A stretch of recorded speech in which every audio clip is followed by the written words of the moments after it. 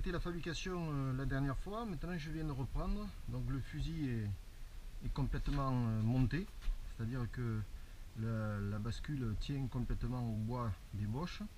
Donc j'ai déjà pas mal avancé sur la crosse, puisque j'ai commencé de donner la forme à la poignée. On verra ça dans le détail tout à l'heure. Je suis en train de tirer à la plane pour dégrossir mes bois. Donc j'ai mes côtes ici, c'est-à-dire que de 385 de la première détente au bout, avec le sabot en sorbotane, avec une pente de 63 au busque, enfin avec la sorbotane, 60 ici, et une pente de 37 à l'endroit où je pose la joue, qui est le busque.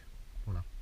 Donc c'est pour cette raison là que j'ai posé des repères en mettant donc la côte de 37 ici. Donc ça me donne la côte définitive ici. Pour pas dépasser, j'ai donc fait une encoche ici qui est ma côte basse, et une encoche là qui est ma côte basse aussi. Ça me permet donc maintenant de commencer à tirer à la plane pour enlever le gros bois, et je me base par rapport à ça.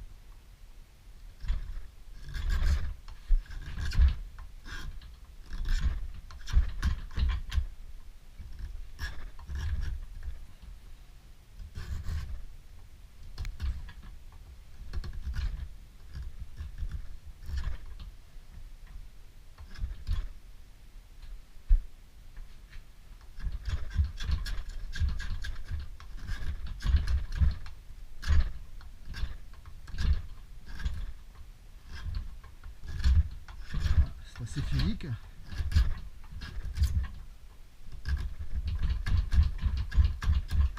Le bois il se travaille dans un sens, pas dans l'autre. Dans l'autre sens là, j'écorcherai, j'enlèverai et je casserai le bois, la fibre du bois.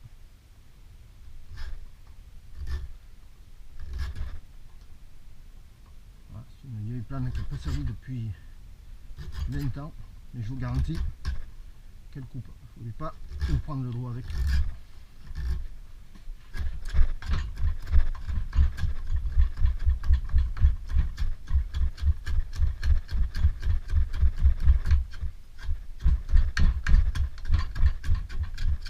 Voilà, bon, c'était juste pour vous faire voir.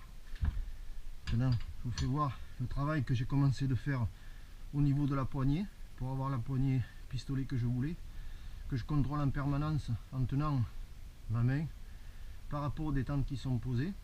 Donc je vais dégrossir bien sûr petit à petit, faire le pommeau ici pour le creux de la main, et après bien sûr entailler pour après mettre le sabot en ébène, le calotte de crosse, le calotte en bas en ébène, pour après donner la forme définitive. Je suis pratiquement bon de ce côté là.